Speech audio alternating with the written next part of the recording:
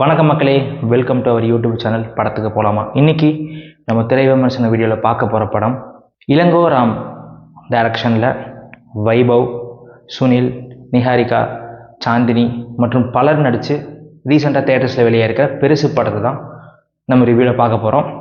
இந்த படத்தோட கதை நீங்கள் ட்ரெய்லர் பார்த்துருப்பீங்க, இருந்தாலும் நான் சொல்கிறேன். நம்ம படத்தில் ஹீரோவோட அப்பா இருக்கார், அவர் தான் ஆக்சுவலி மெயின் கேரக்டரு. ஸோ அந்த தாத்தா இறந்துடுறாரு. யாராச்சும் இறந்துட்டாங்கன்னா வீட்டில் இருக்கிறவங்க என்ன பண்ணுவாங்க, அழுவாங்க, ஒரு கஷ்டப்படுவாங்க, ஒரு துயரப்படுவாங்க. ஆனால் இவங்களுக்கு வேற ஒரு பிரச்சனை, பெரிய பிரச்சனை வந்திருக்கு. அந்த பிரச்சனையை இவங்க கடைசியில் சால்வ் பண்ணாங்களா இல்லையா அப்படிங்கிற இந்த படத்தோட மீதி கதை. இதுக்கு மேலே சொன்னால் 18+ போயிடும். அந்த ஒரு பெரிய மேட்ரு தான் இந்த படத்தோட சின்ன கதை, ஒரு சின்ன ஒன்லைன். பர்ஃபார்மன்ஸ் வைஸ் எடுத்துக்கிட்டோன்னா எல்லாருமே ஒரு சுமாரான ஒரு டீசெண்டான பர்ஃபார்மன்ஸ் தான். ஸ்டாண்ட் அவுட்டான பர்ஃபார்மன்ஸ்னால் படத்தில் சுனில் நல்லா நடிச்சிருந்தாரு, வைபவ் அங்கங்கே டீசெண்டாக பண்ணியிருந்தாரு. செட் ப்ராப்பர்ட்டிக்கே உகுந்த நம்ம சாந்தினி நிஹாரிக்கால எதுக்கு கேஷ் பண்ணாங்கன்னே தெரில. படம் ஃபுல்லாக மேக்கப் போட்டு தான் இருக்காங்க. ஒரு இளவு வீட்டில் இப்படி தான் மேக்கப் போட்டு சுற்றுவாங்களான்னு எனக்கு ஒரு சந்தேகம், எனக்கு தெரியலப்பா. இந்த படத்தோட ஃபர்ஸ்ட் ஆஃப் ரொம்ப ஸ்லோவாக தான் போகுது. படம் ஸ்டார்டிங்லேயே இந்த தாத்தா இறந்துடுறாரு.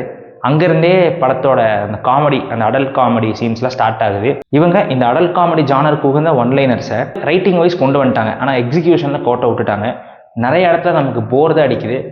ஃபர்ஸ்ட் ஹாஃப்லலாம் ஹாஸ்பிட்டல் சீன் ஒன்று வரும், அந்த சீன் உண்மையிலேயே சூப்பராக இருந்துச்சு. வைபவெல்லாம் கண்ட்ரோல் பண்ணிட்டு இருப்பாரு, வாய் அடக்கிட்டு இருப்பாரு, டக்குன்னு ஒரு இடத்துல பர்ஸ்ட் ஆவார். அந்த இடம் உண்மையிலேயே சூப்பராக ஒர்க் ஆச்சு. மேபி இந்த சீன்ஸ் எல்லாம் ஒரு பெரிய க்ரௌடோட தேட்டரில் பார்த்தா ஒர்க் ஆகிறதுக்கு சான்சஸ் இருக்குது. செகண்ட் ஹாஃப் எடுத்துக்கிட்டோன்னா அதை விட ரொம்ப ஸ்லோவாக போகுது. ஃபர்ஸ்ட் ஹாஃப்லையாச்சு கதையில் கான்சென்ட்ரேட் பண்ணாங்க, செகண்ட் ஹாஃபில் கதையிலேருந்தே வெளியே போயிட்டாங்க. ஏதேதோ கேரக்டர் புதுசாக வருது, எதுக்கு கொண்டு வராங்க என்னன்னே புரியல. எல்லாமே அந்த கிளைமேக்ஸில் ஒரு பாயிண்டில் எல்லா கேரக்டர்ஸும் மர்ஜ் ஆகி ஒரு காமெடி சீன் நடக்குது, அது டீசெண்டாக ஒர்க் ஆச்சு.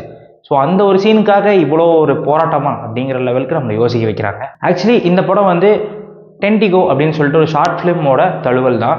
அந்த படத்தையும் இதே டேரக்டர் தான் டைரக்ஷன் பண்ணியிருந்தாரு.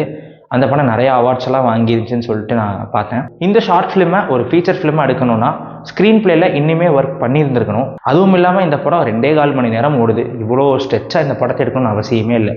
ஒரு 1.5 மணி நேரம் 1.25 மணி நேரத்துல இந்த படத்தை முடிச்சிருக்கலாம். மொத்தமாக இந்த படம் எப்படி இருந்துச்சுன்னு கேட்டிங்கன்னா, படத்தில் தான் பெரிய மேட்ரு இருக்குது, ஆனால் படத்தோட மேட்ரு அவ்வளோ பெருசெல்லாம் இல்லை, ரொம்பவே சுமாரான ஒரு படம் தான். இந்த படம் ஒரு ஏ சர்டிஃபைட் படம், ஒன்லி ஃபார் மெச்சூர்ட் அடல்ட்ஸ். இந்த படத்தோட ஒன்லைனரே பெண்கள் எப்படி அணுகுவாங்கன்னு தெரில, எனக்கே ஒரு இடத்துல ஷையாக தான் செஞ்சுது.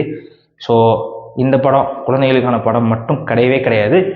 ஸோ இந்த படத்துக்கு நம்ம கொடுக்கக்கூடிய ரேட்டிங் 2.25 ஸ்டார்ஸ் அவுட் ஆஃப் 5. மீண்டும் மற்றும் இதே மாதிரி இன்னொரு திரை விமர்சன வீடியோவில் உங்களை சீக்கிரம் சந்திக்கிறேன். அதுவரை உங்களிடமிருந்து விடைபெறுவது உங்கள் சுதர்ஷன். வணக்கம். இந்த வீடியோ உங்களுக்கு பிடிச்சிருந்துச்சுன்னா ஒரு சின்ன கமெண்ட், ஒரு சின்ன லைக், ஒரு சின்ன ஷேர் பண்ணிடுங்க. பெருசாக எதுவும் பண்ண வேணாம். ஸோ இதே மாதிரி இன்னொரு வீடியோவில் பார்க்கலாம். அதுவரை ஸ்டே டியூன்ட்.